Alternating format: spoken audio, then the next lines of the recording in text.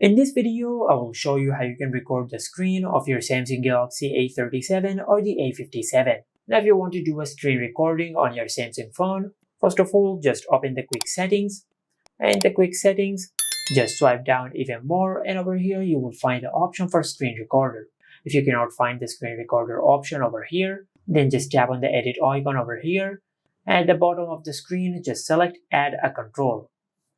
Now over here, under the capture section, you will find the option for screen recorder.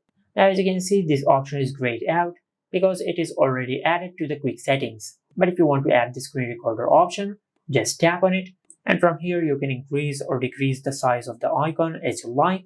And once you're done editing the icon, then just tap on done to save.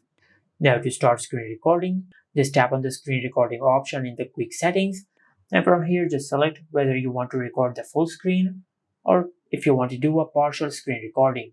I'll select full screen. Now under audio to record, if you want to record the media sound only, just select media. And if you do not want to record any sound in your screen recording, just select none.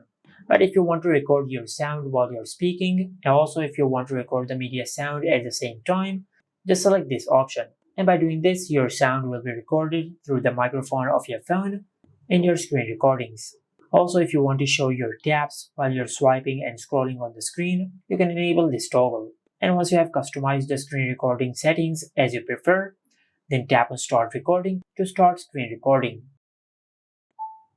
And as you can see, we have started screen recording on our phone.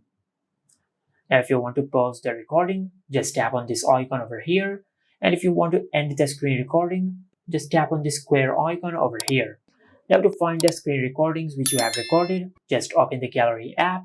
Now over here you will find all the screen recordings which you have recorded. Just like that. And this is it. Make sure to like, comment, and subscribe. Thank you for watching.